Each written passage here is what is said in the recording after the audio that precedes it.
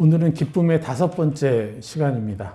기쁨의 온전한 원천에 대해서 우리가 계속 얘기하고 있죠. 상속자. 그래서 여러분 각자의 신분, 하나님 아버지께서 보장해 주신 영생 동안 여러분이 누리게 될 그 신분을 여러분이 확고히 누릴 때, 그걸 감정적으로 여러분이 내 삶이 이렇구나, 내가 그러한 삶을 살게 될 것이다, 하늘나라에서는 완벽하게 그게 구현될 것이고, 이 땅에서는 내가 너무나 많은 속임을 받았지만 이 속임들과 싸워서 매번 생각과 감정과 의지로 나를 유혹하고 나를 초라하게 만들고 나를 정지하고, 그래서 내가 얼마나 찬란한 존재인지, 내가 예수 그리스도의 이름이라는 이 위대한 권세와 무기를 내가 이 땅에서 지금도 사용할 수 있는 왕의 신분을 가진 자라는 것을 잊어먹게 하는, 아예 상상조차 하지 못하게 하고 느끼게 하지 못하는 그런 공격들이 아무리 있을지라도 내가 이 땅에서 그 권세를 사용해 나가기 위해서는 뭐가 필요해요?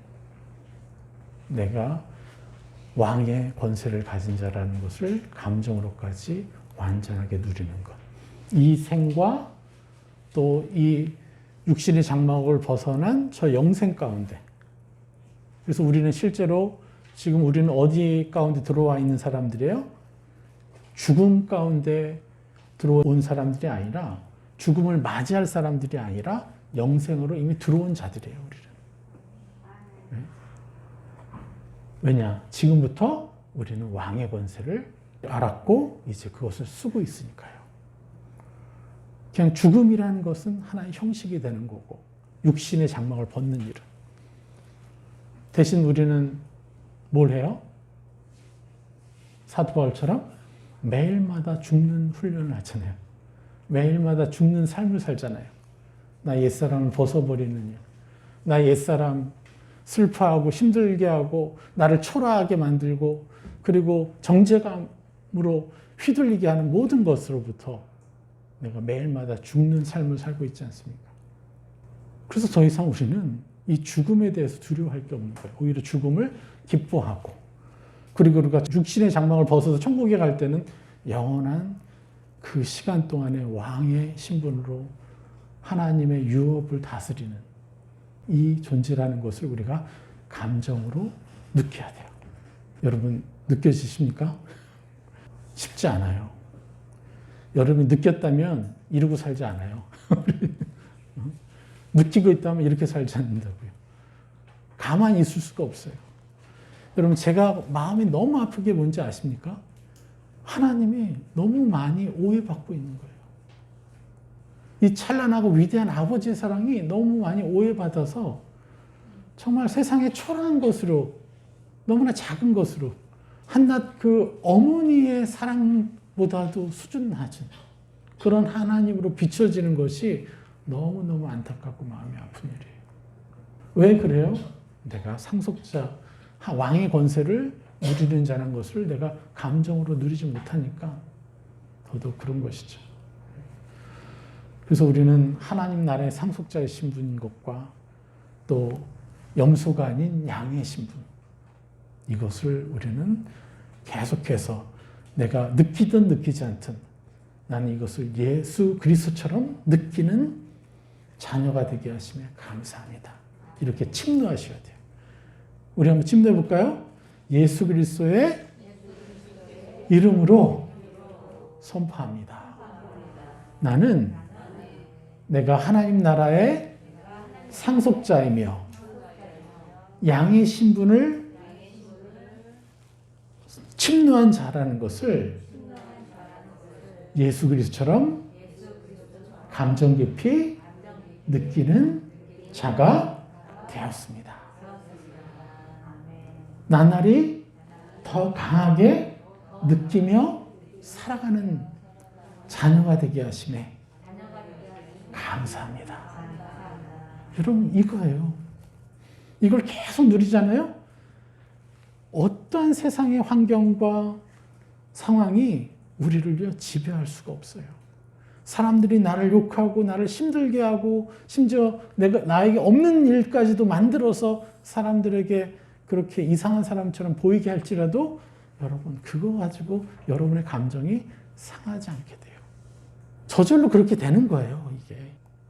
예수님이 자기를 이상한 사람으로 만들고 죄인 취급하는 사람들을 보고 예수님 화나셨어요?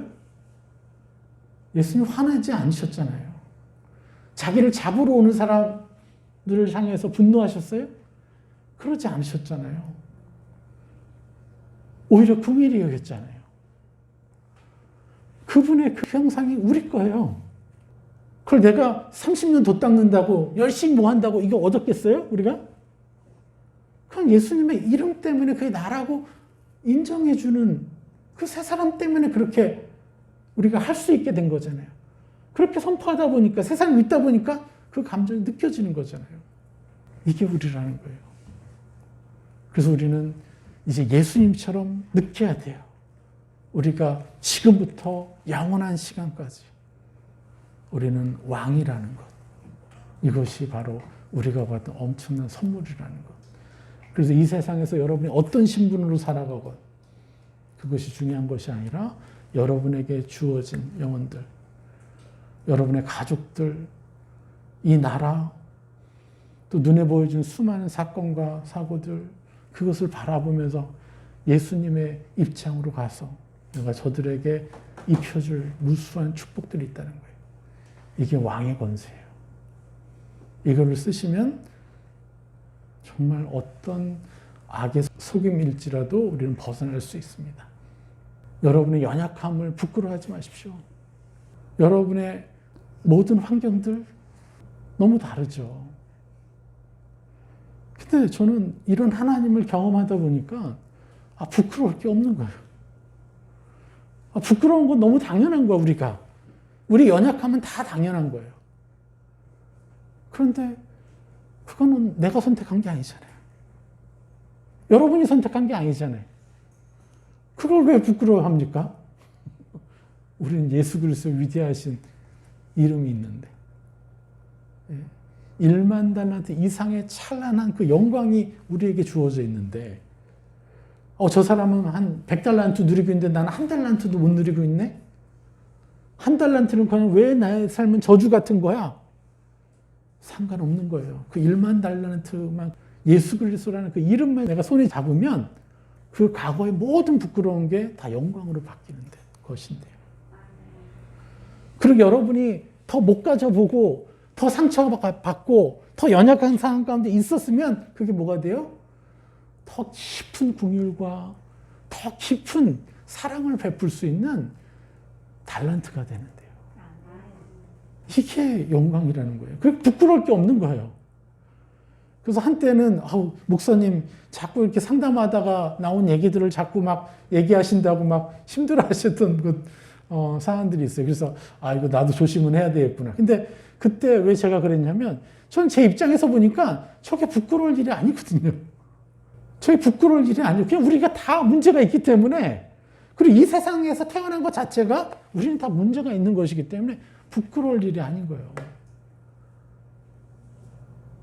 우린 죄인이었고 연약한 자였고 문제투성이었잖아요.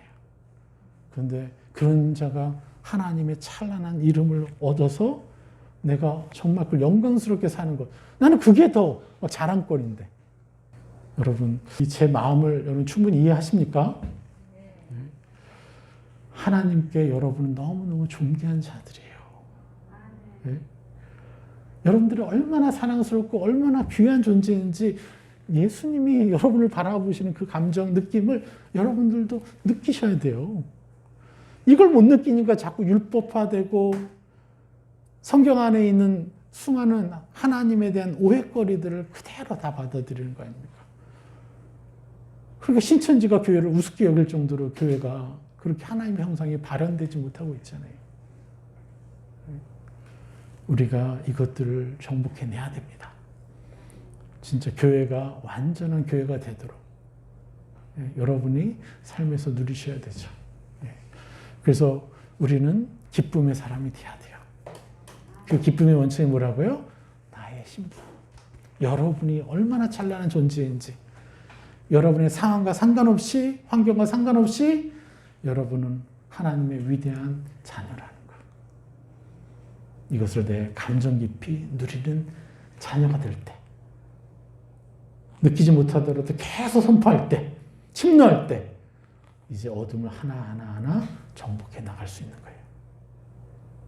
우리 이것을 행하고 이 기쁨이 넘칠 때 비로소 우리에게 뭐가 생겨요? 힘이 생겨요. 다른 사람들에게 이 위대한 신분을 선물해 줄 수 있는 힘이 생기는 거예요. 여러분은 그냥 평범한 사람들이 아니에요. 네? 여러분들은 하나님에게 선택되고도 선택된 이 좁은 길로 들어서 남은 자의 삶을 살 수 있는 자로 하나님 부르신 거예요. 그래서 여러분 선교사 100명보다도 더, 목사님 수천 명보다도 더 한 일을 하루하루 사실 수 있어요. 이게 여러분입니다. 네? 목회자, 선교사 필요 없어요. 그 신분들. 다스리는 자, 축복해 주는 자가 위대한 일을 하는 거예요. 마태복음 25장 31절, 인자가 자기 영광으로 모든 천사와 함께 올 때 자기 영광의 보좌에 앉으리니 모든 민족을 그 앞에 모으고 각각 구분하기를 목자가 양과 염소를 구분하는 것 같이 하여 양은 그 오른편에 염소는 왼편에 드리라. 이 34절, 예, 여러분 믿음으로 받으십시오. 여러분의 이름을 그 오른편에 있는 자들이 아니라 여러분의 이름을 집어넣어서 읽겠습니다. 그때 임금이 그 오른편에 있는 상룡에게 이르시되 내 아버지께 복받을 자여 나와 창세로부터 너를 위하여 예비된 나라를 상속받으라. 할렐루야. 왜 이게 가능해요? 여러분의 행실이에요? 아니면 하나님의 은혜예요? 예, 끝난 겁니다. 예. 그러나 우리가 하나님에 대해서 너무 오해하고 있죠? 예, 41절. 또 왼편에 있는 자들에게 이르시되 저주를 받은 자들아 나를 떠나 마귀와 그 사자를 위하여 예비된 영원한 불에 들어가라. 그들도 대답하여 이르되 주여 우리가 어느 때 주께서 줄이신 것이나 목마른 것이나 나그네 되신 것이나 하나에게 하지 아니한 것이 곧 내게 하지 아니한 것이라 하시니라. 그들은 영벌에 의인들은 영생에 가리라 하시니라. 예. 자, 오늘 지난주에 마저 더 좀 깊게 들어갔어야 되는데 그 뒷부분을 제가 해드리지 못해서 오늘 마저 해드립니다. 자, 제가 말씀드렸죠. 우리의 사후의 세계에 대한 여러 가지 표현이 있습니다. 성경 안에는. 상을 받기도 하고 형벌을 주기도 하고. 이것 때문에 참 우리가 너무 사실은 고통당하고 있어요. 왜냐? 하나님에 대한 이미지가 온전하지 못해요. 이랬다 저랬다. 그리고 대부분의 그리스도인들이 지금도 고통당하고 있는 게 뭐예요? 뭐라 그랬죠? 계속해서 정죄당하고 있다는 거예요. 정죄감으로 매일마다 매 순간 살아가고 있다는 거예요. 나는 너무 부족한 사람이에요. 그래서 내가 뭔가를 잘한 뭔가 결과가 있을 때, 증거가 있을 때만 간신히 그것을 벗어날 수 있어요. 그러다 보니까 악한 영들이 우리를 마음껏 정죄하고 마음껏 우리의 감정을 빼앗아서 하나님을 누리게 하지 못하는 것이죠. 그러다 보니까 이단들은 당연히 역사하기가 쉬운 거죠.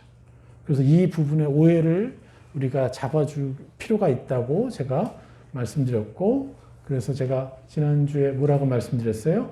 여러분은 어떠한 하나님에 대해서 집중하고 계신가? 오늘도 찬양도 시선이라는 찬양이 있었는데 우리가 바라볼 때 그래서 하나님이 역사하신다고 했잖아요. 그 사람이 어떤 하나님을 바라보느냐에 따라서 그 하나님이 역사하는 거예요. 내가 하나님을 바라보는데 두려운 하나님이에요?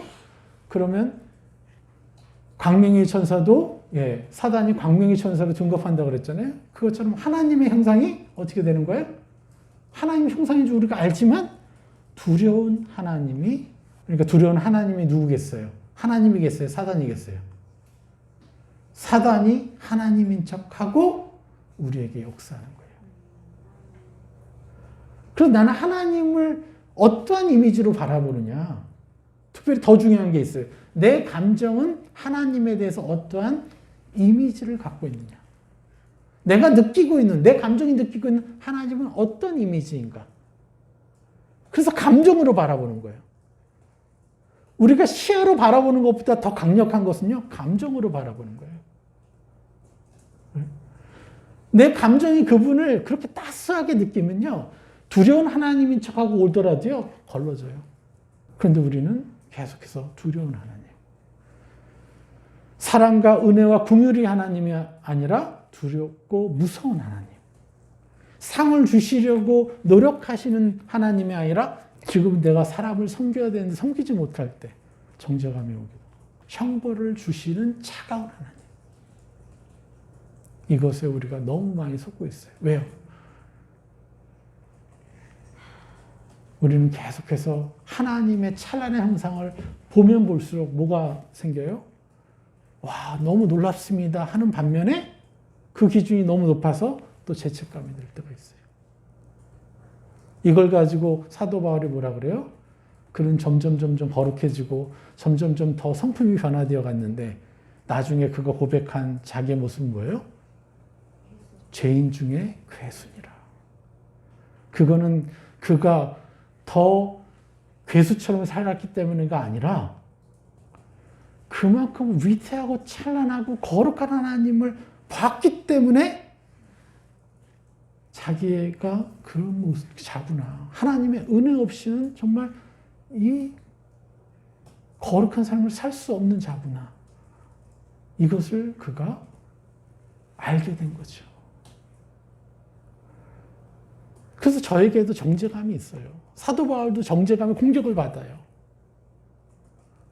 예전에 재현에는 뭐 사람 째려봐가지고 정죄감 받을 수 있지만 그런 거 하지 않는데도 정죄감을 받을 수 있어요. 왜요? 더 찬란한 하나님을 보니까요. 우리는 어떤 하나님에 대해서 집중하고 있습니까? 어떤 하나님을 바라보고 있습니까? 여러분의 감정의 그 시야를 여러분 교정하셔야 되죠. 그래서 오늘 마저 영원한 불과 영벌에 대해서 제가 경험하고 제가 느꼈던 하나님. 그래서 물론 이거는 정말 이 성경에서 말하는 것과 너무나 대조되기 때문에 뭐 대조되기도 하지만 또 제가 말씀드리는 이 하나님에 대한 형상에 대한 이 근간이 되는 말씀들은 많아요. 그걸 가지고 여러분들에게 또 풀어드리도록 하겠습니다. 41절에 저주를 받은 자들아 나를 떠나 마귀와 그 사자들을 위하여 예비된 영원한 불에 들어가라. 그리고 그들은 영벌에 의인들은 영생에 들어가리라. 자, 지난주 기억하십니까? 저주를 받은 자 가장 큰 저주가 뭐죠? 그가 저주의 상태에 있는 거예요. 그렇죠. 운명의 굴레에서 벗어나지 못하죠. 진짜 그렇잖아요. 한 달란트예요? 2달란트예요? 10달란트예요? 여러분이 받은 삶이? 1달란트 받았으면 계속 1달란트로 살아야 돼요? 그래서 부자들이 천국에 들어가기가 어려운 게 남들과 비교해도 너무 많이 자기가 갖고 있으니까 그게 최고인 줄 알고 그 운명에 갇혀서 살아가는 거예요. 남들보다 잘 살고 남들보다 너무 많은 혜택을 받으니까. 그래봐야 10달란트인데 그래봐야 수십 달란트일 텐데요. 나중에 깜짝 놀라겠죠. 우리가 이 왕의 권세가 있다는 것을 알게 되면. 자, 우리는 운명을 거스릴 수 있는 자들이에요. 왜요? 예수님의 이름을 받았기 때문에. 그래서 하나님 완전한 공평의 하나님이신 거죠. 할렐루야. 네. 우리 한번 볼까요? 이 영원한 불에 대한 오해를 한번 먼저 보겠습니다. 자, 이 땅의 형국이 어떠냐? 우리가 이 땅을 살아가는 그 형국을 간단하게 얘기하면 이 땅에서의 권세 잡은 자가 누구예요? 사단이잖아요. 그러니까 사단이 주인인 곳에 하나님의 사람들이 내려온 형국이라는 거예요. 그죠? 자, 천국은 어떤 곳이에요? 하나님이 계신 곳이 천국이잖아요. 하나님의 형상이 넘쳐나는 곳이 천국이잖아요. 그럼 이 땅은 하나님의 형상이 넘쳐나요? 아니면 사단의 형상이 넘쳐나요? 사단의 형상이 넘쳐나는 것이죠. 그래서 이 땅에서 우리는 당연히 어떻게 해요? 공격받게 되어 있고 슬프게 되어 있고 불행할 수밖에 없는 거죠. 그러나 하늘은 어떻습니까? 사단이 주인입니까? 아니죠. 누가 주인이에요?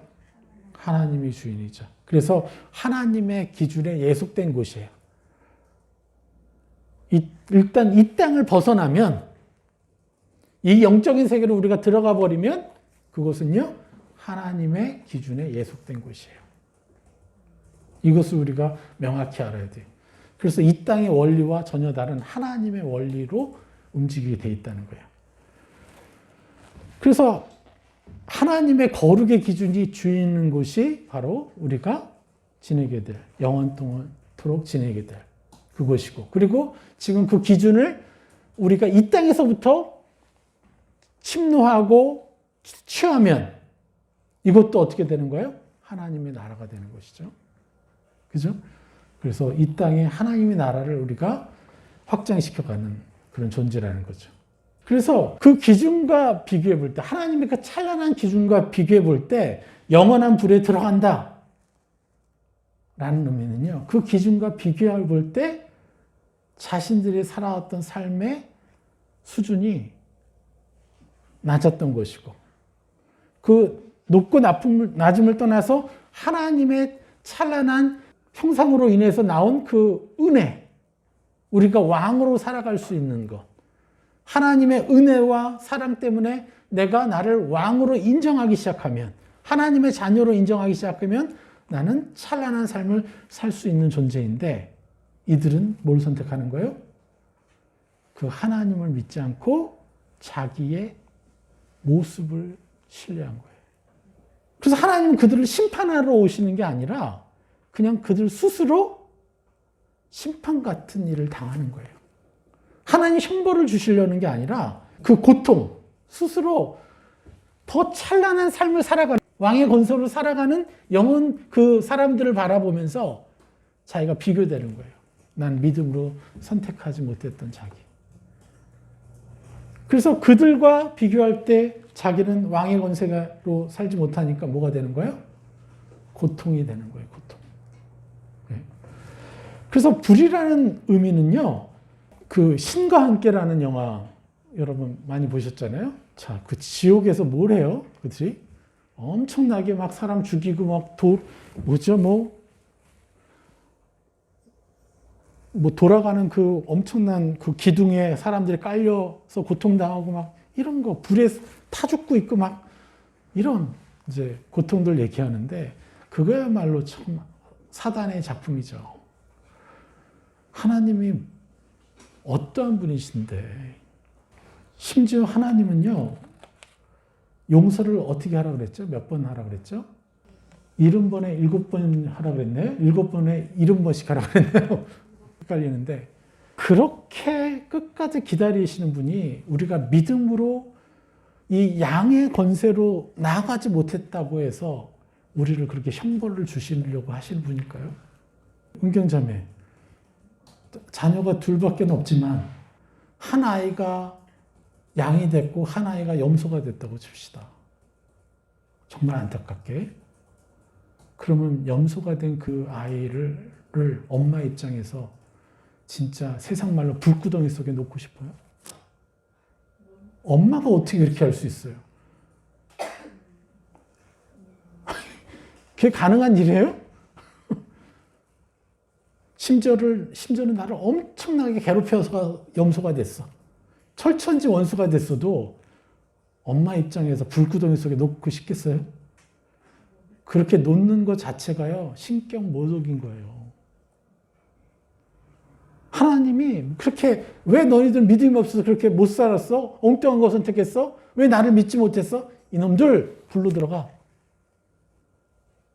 우리 사랑이 부족한 우리도 할 수 없는 일을 하나님이 그걸 하신다고요?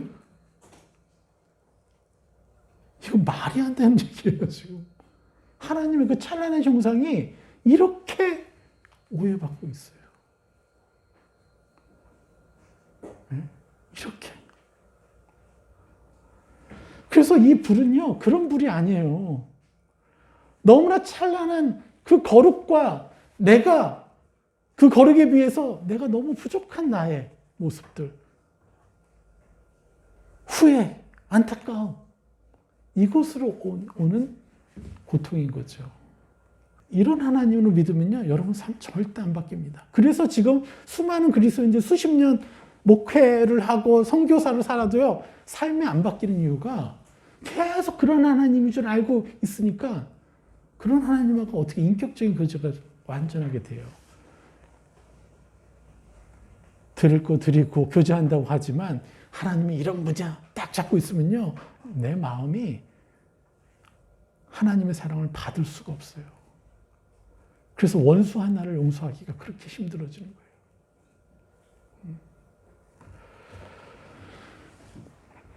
불이라는 의미는 고통이 되는 거예요, 그냥. 왜요? 불은 하나님의 거룩의 기준이기 때문에. 거룩의 기준에 의해서 비교당하는 아픔, 그 고통이 유발되는 거예요. 불은 사람을 불태우고 고문을 가하기 위한 불이 아니라 하나님의 그 불, 하나님의 거룩이 더 찬란하게 보여지기 때문에 너무 우리가 그것을 얻지 못해서 너무 안타까워하는 거예요. 하나님은 공의를 베풀으셔야 되는 거 아니에요? 자기를 비춰주어야 되는 거 아니에요? 그러니까 우리는 더 크고 더 놀라운 하나님이 있다는 거예요. 그리고 그 하나님이 뭘 했어요? 하나님의 공의를 베풀었어요. 여러분, 스가랴 8장 7절 말씀 볼까요? 7절 8절. 만군의 여호와가 이같이 말하노라. 보라, 내가 내 백성을 해가 뜨는 땅과 해가 지는 땅에서부터 구원하여 내고. 자, 뭐라고 합니까? 해가 뜨는 땅과 해가 지는 땅에서부터. 그러니까 어떤 곳에 거하는 사람일지라도 하나님이 뭘 한다는 거예요? 구원해 내겠다는 거예요. 그게 하나님의 의지예요. 그래서 8절에 뭐라고 합니까? 인도하여다가 예루살렘 가운데 거주하게 하라니. 예루살렘이 뭐예요? 하나님의 성이잖아요. 하나님을 예배하는 곳이잖아요. 그래서 실제로 여러분은 예루살렘 성 가운데 있는 거예요, 지금. 예? 우리가 이곳이 바로 예루살렘 성인 거예요. 예루살렘 가운데 거주하게 하리니 그들은 내 백성이 되고 나는 진리와 공의로 그들의 하나님이 되리라. 요 8절 다시 한번 읽어볼까요? 인도하여다가 예루살렘 가운데 거주하게 하리니 그들은 내 백성이 되고 나는 진리와 공의로 그들의 하나님이 되리라. 여러분, 이 공의라는 뜻이 정확히 뭔지 아십니까? 우리 공의 너무 많이 들었죠. 왜 우리 찬양 가운데 이 찬양이 있죠? 예수 하나님의 공의. 왜 예수님이 하나님의 공의라고 할까요? 공의는 히브리어로 체다카. 이 뜻이 뭔지 아십니까? 구원이라는 뜻이에요. 또 그 체다카의 뜻에 또 어떤 의미가 있는지 아세요? 이거 히브리어인데도, 이거 헬라어가 아니에요. 히브리어인데 칭의라는 뜻이 있어요. 공의가. 구원과 칭의라는 뜻이 있다는 거예요. 칭의는 여러분의 행위로 되는 거예요? 하나님의 은혜로 되는 거예요. 하나님이 여러분을 의롭다. 하나님의 은혜로. 이게 뭐라고요? 하나님의 공의예요. 그래서 예수님이 하나님의 공의가 되시는 거예요. 그래서 공의는 인간이 할 수 없는 거예요. 오직 하나님만이 행하실 수 있는 게 공의예요.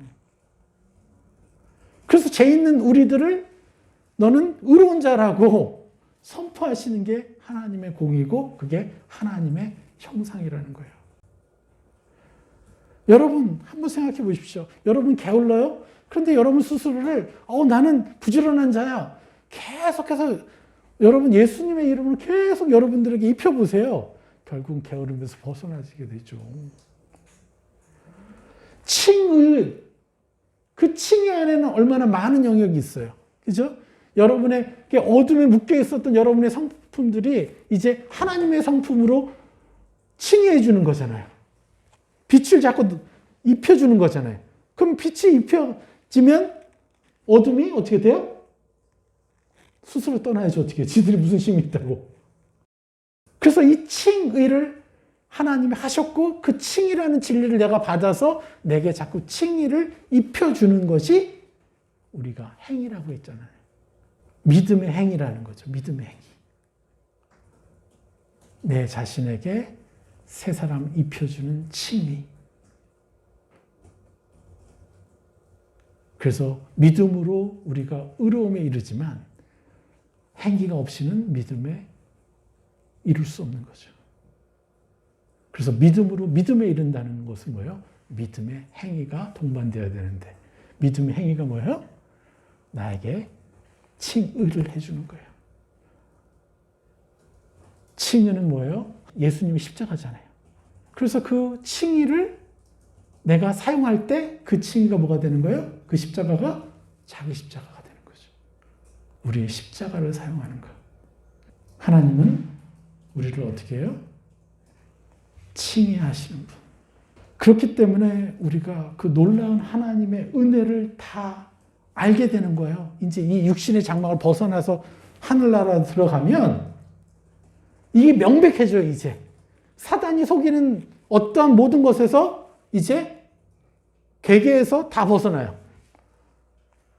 사단의 괴계는 딱 사라지니까 칠흑 같은 안개와 같은 어둠은 싹 사라지니까 이제 명확하게 보이겠죠? 이제 아는 거예요.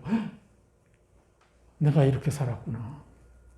내가 내 고집으로 내가 주인 돼서 이 진리를 온전히 누리지 못했구나. 하나님의 공의를 온전히 누리지 못했구나.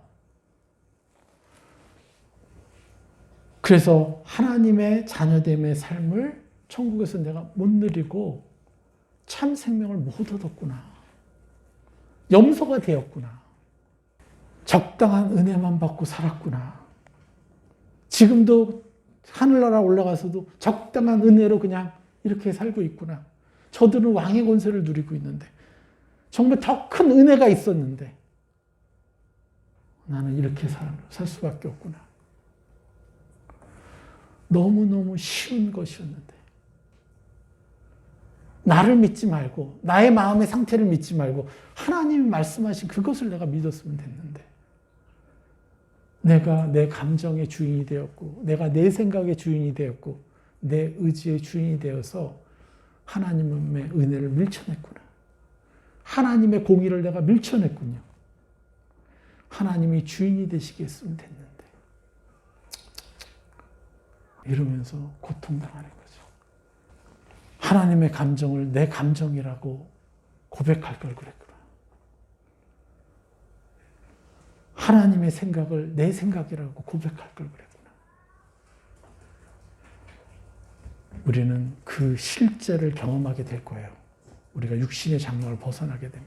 왜냐? 거기서는 더 이상 사단은 우리를 속일 수 없기 때문에. 사단은 이제 더 이상 우리에게 권위자가 아니라 똑같이 나랑 그렇게 그 불구덩이 속에 있는 거예요. 하나님의 거룩게 그 안에. 지금은 사단이 우리의 주인 되고 세상의 주인 되어서 우리에게 영향을 주지만 이제 그도 한낱 그냥 우리처럼 그렇게 그 빛 가운데 초라하게 있을 거라는 거죠. 여러분, 이것이 얼마나 고통스러운 것인지 아십니까? 천국에서 자녀의 권세와 왕의 권세를 누리는 자신의 옛 친구들을 바라보는 일이 얼마나 고통스럽겠어요. 그리고 또 얼마나 미안하겠어요, 하나님한테도.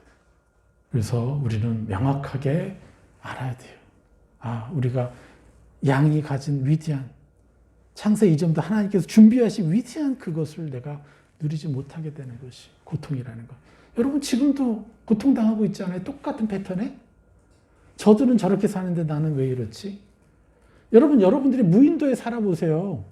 아예 무인도에서 태어나서 무인도에서 혼자 살아봐요. 모르지. 남들 어떻게 사는지 모르니까 그것이 고통인지도 잘 모를 거예요. 근데 우리 눈에는 자꾸 비교 대상, 나를 정지하는 거리들이 눈앞에 이미 세상의 기준들이 꽉 차 있기 때문에 고통당하는 거 아닙니까? 똑같이 사단의 패턴은 똑같아요. 지옥의 패턴은 똑같다는 거예요. 여기에 있거나 천국에 있거나 내가 그것과 비교당할 때 우리는 고통이죠. 자, 그리고 또 영벌, 영원한 벌이라고 했는데 제가 얘기했죠. 왕권을 누리는 찬란한 삶으로 들어가지 못하는 것 자체가 고통이라는 것. 형벌이라고 말하지 말자고 말씀드렸습니다. 왜? 하나님은 형벌을 주신 하나님이 아니라는 거예요. 명확히 여러분의 감정에 심으세요. 하나님은 형벌을 주시는 하나님이 아니에요. 인간 스스로 그 형벌을 받는 거예요. 그러니까 고통이에요. 하나님은 절대 원하지 않아요. 왜 그렇습니까? 여러분이 고통당할 때 하나님이 오시잖아요, 여러분들한테. 이건 좀 이따가 얘기하고. 그래서 우리는 어떻게 형벌을 주시려는 하나님으로 보지 말아야 되고 느끼지 말아야 돼요. 맞습니까? 형벌을 주시고자 하는 것을 목적으로 여기시는 하나님이 아니라고 분명히 예수님의 이름으로 선포하셔야 돼요. 그래야 악한 영들이 계속 화전을 쏠 때 거절할 수 있어요. 여러분이 죄를 지으면 지을수록 하나님은 여러분을 품으세요? 안아주세요? 아니면 여러분을 밀쳐내세요? 하나님은 완전한 하나님이기 때문에 안아주시는 거예요. 이게 놀라운 거예요. 자, 어둠이 빛과 만나면 어둠이 죽죠. 근데 하나님은 너무나 완전한 빛이시기 때문에 어떤 일까지 하는지 아세요? 욥기에서 뭐라 그러죠? 하나님이 회의하시는 천상회의에 누가 등장해요? 사단이 들어오잖아요. 사단은 하나님 앞에 우리가 좀 덜 성숙할 때는요, 내가 조금 잘하면 괜히 나의 찬란함이 서로를 죽여 막. 네? 이해하세요, 이 말이? 내가 뭔가 좀 잘하는 것 같은데 그게 막 그 내가 잘하는 것에 내가 취해가지고 상대방의 어떤 그렇게 하지 못해서 가슴 아프고 힘들고 비교당하고 화전받는 그 영혼들을 섬길 수가 없어요. 그들의 마음을 헤아려 주지 못하고 그래서 내 자랑질 하다가 끝나요. 그런데 더 우리가 더 찬란해지잖아요. 내가 이거 잘하고 있는 것보다 저 영혼이 나와 비교당해서 힘들 것이 먼저 보이는 거예요. 그렇지 않아요? 그래서 내 거를 누더기 옷처럼 이렇게 입고 그래서 그게 덜 빛나게 하고 그 사람의 마음을 헤아려주는 지혜가 생기잖아요. 네? 하물며 하나님은 자신의 천상회의에 사단까지도 들어올 수 있게 하시는 날카로운 빛이 아니라 너무나 부드럽고 온유하고 긍휼의 그 빛으로 모든 사람에게 자신을 맞춰줄 수 있는 하나님. 이 찬란한 하나님이 어떻게 지금 예? 어떻게 이미지화되어 있어요? 형벌을 주시는 하나님, 차가운 하나님. 그러니까 모든 그리스도인들이 실제로는요 정신분열증에 걸려 있어요. 하나님 한 분만 바라볼 때 이런 하나님인가 저런 하나님인가. 그렇지 않아요? 확고한 게 없잖아요. 성경에서 이렇게도 얘기하고 있는데 저렇게도 얘기하고. 우리가 이것에 속으면 안 된다는 거예요. 그리고 말씀드렸죠. 하나님은 오히려 고통을 감내해야 하는 삶을 살게 되는 영혼들에 대해 하나님 마음 아파하신다는 거예요. 여러분, 이 말씀을 읽을 때 영벌에 들어가게 되리라. 이 말씀이 나올 때 여러분 하나님의 감정을 느끼셔야 돼요. 영벌에 들어가게 되면 어떻게 될까? 내 자녀들이 그런 고통을 받을까? 노심초사하시는 하나님의 그 마음을 봐야죠. 원의 뜻도 뭐라 그랬습니까? 영불이 아니라 고통이라고 말씀드렸습니다. 요한복음 3장 17절부터 19절 읽겠습니다.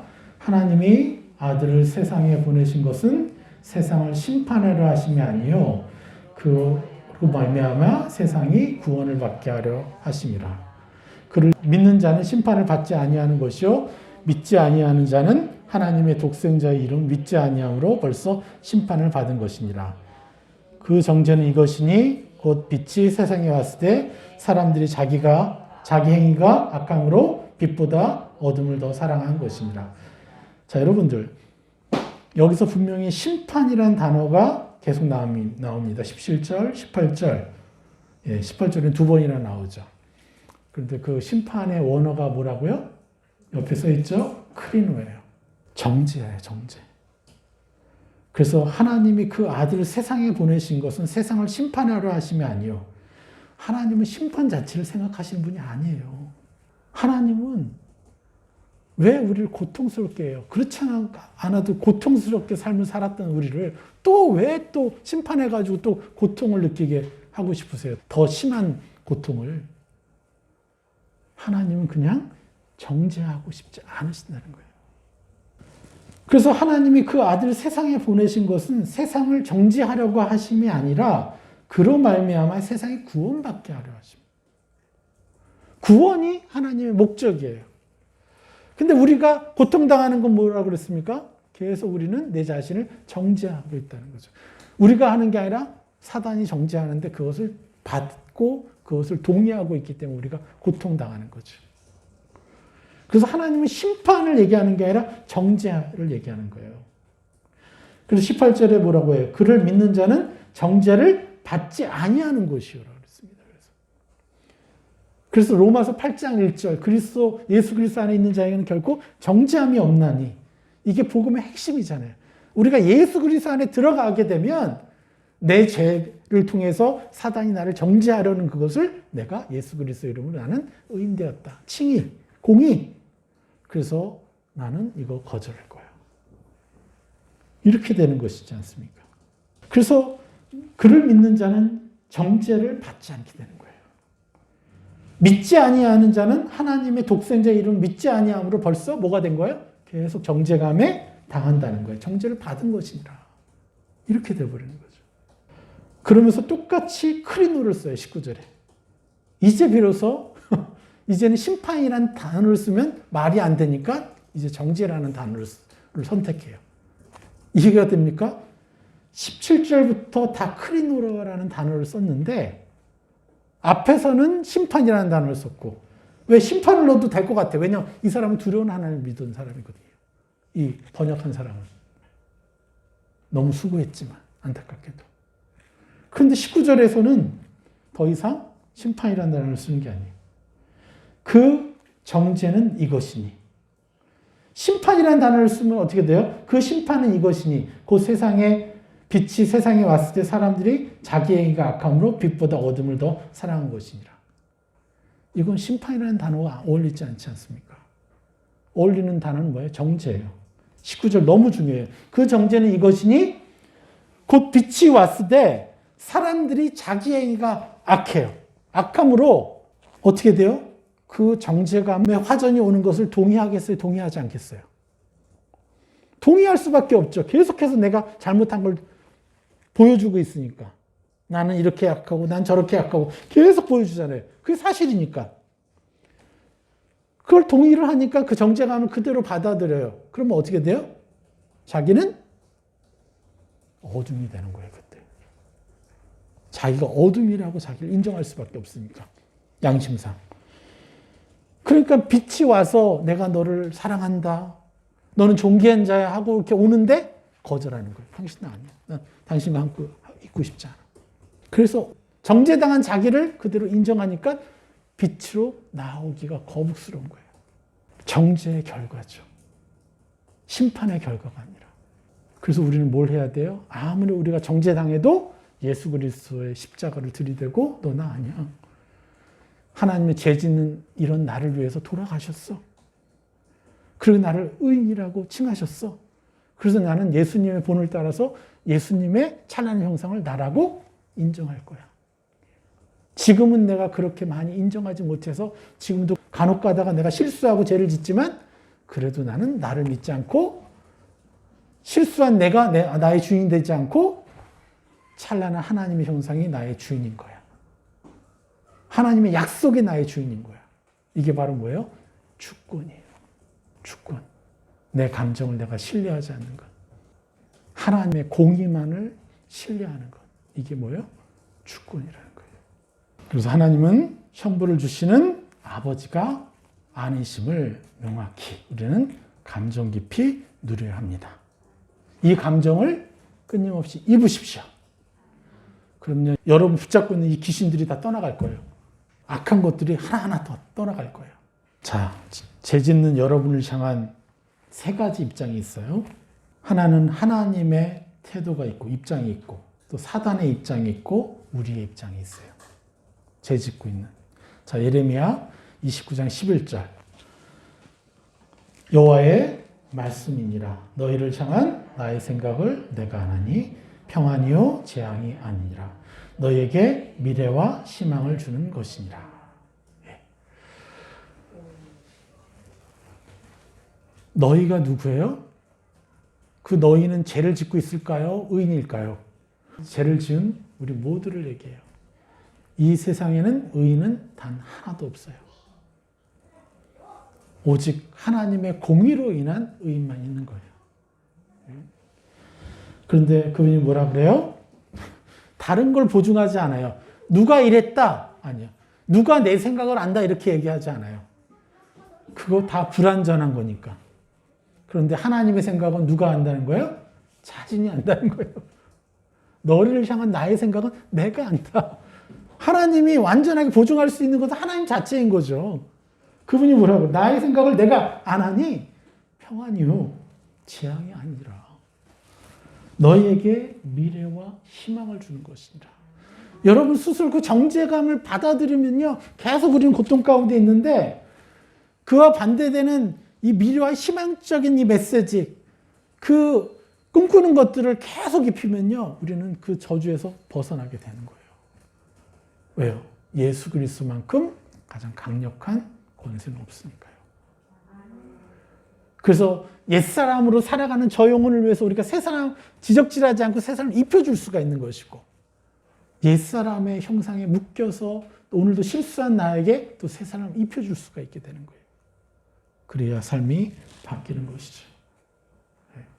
여기서 생각이 마하쉐바 하나님의 계획이고 하나님의 의도라는 거예요. 하나님의 의도와 계획은 뭐라는 거예요? 평안이라는 거예요.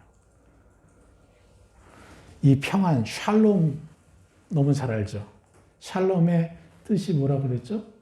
엄청나죠? 건강, 번영, 또 뭐가 있어요? 고요, 평화, 행복, 안녕, 안전.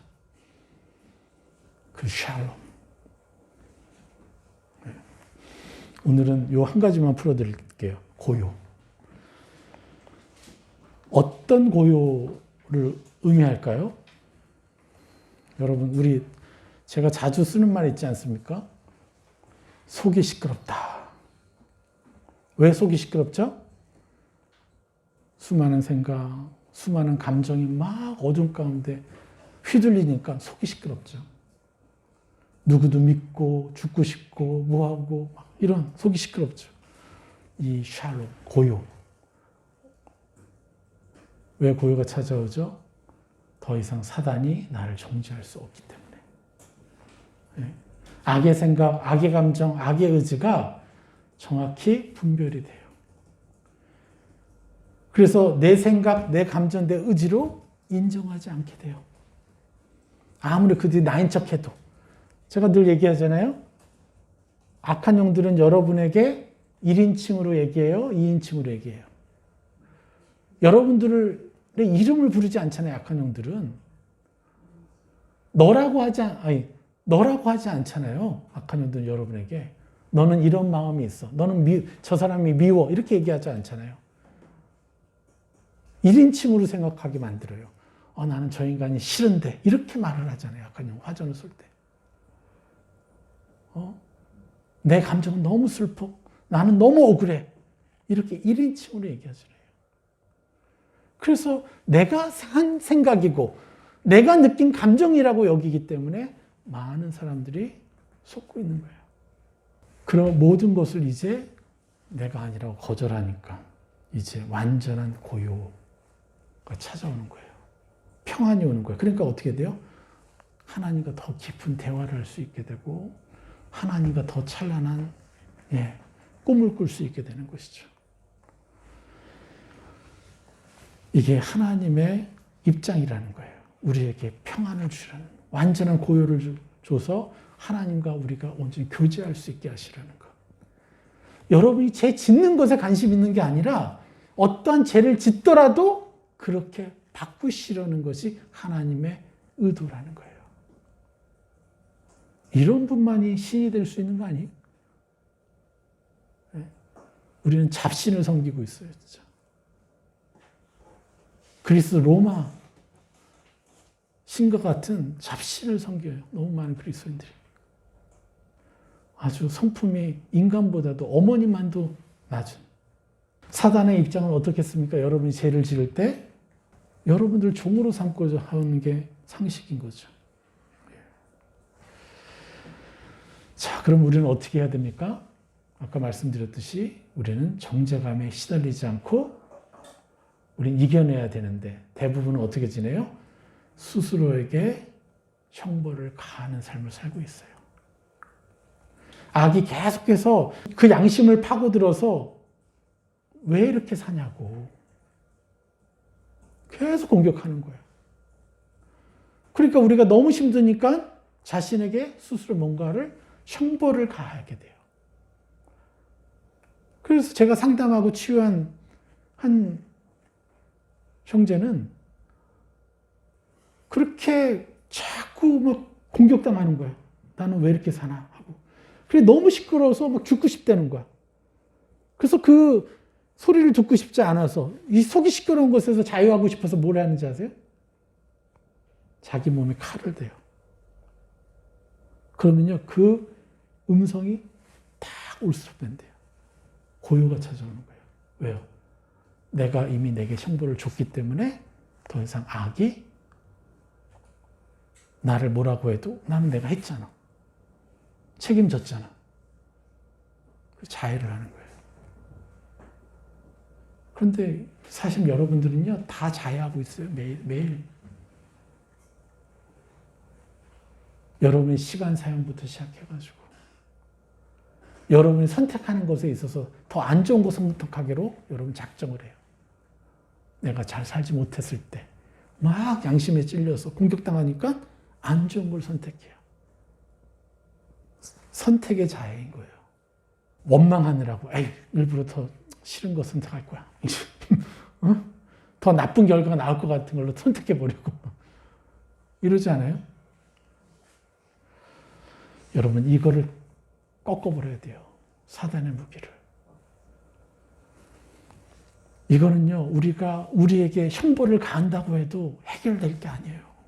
오직 예수 그리스도의 보혈만으로 해결되는 거예요. 여러분이 아무리 여러분 스스로에게 형벌을 가해도 이거는 깨끗해질 수가 없어요, 우리가. 그래서 우리를 믿지 말고 하나님의 그 위대하신 공의를 믿어야 되는 거예요. 그래서 우리는 그걸 위해서 뭘 해야 돼요? 하나님께 가져가야 되는 거예요. 여러분이 주인 되지 말고 하나님 당신은 어떻게 생각하세요? 내가 이렇게 막 사는데 내가 이렇게밖에 못하는데 어쩌라고요 하나님? 어쩌라고요를 하나님께 얘기해야지. 자기 자신에게 얘기하면 악에게 묶이는 거죠. 그런데 그렇게 어쩌라고요 하면서 대들어도요 결국 하나님은 여러분을 품으시죠. 그 대신 우리가 정말 조심해야 될 게 뭡니까? 하나님, 내가 이 일을 통해서 무엇을 감사해야 할까요? 이 계속해서 내가 실수하는 과정 가운데 어떤 과정 가운데도 감사해야 될 걸 찾으면요 그냥 내가 막 하나님께 막말을 해도 된다 이걸로만 끝나면요 우리가 또 어둠이 광명의 전서로 변신한 그 하나님을 만나게 되는 거예요.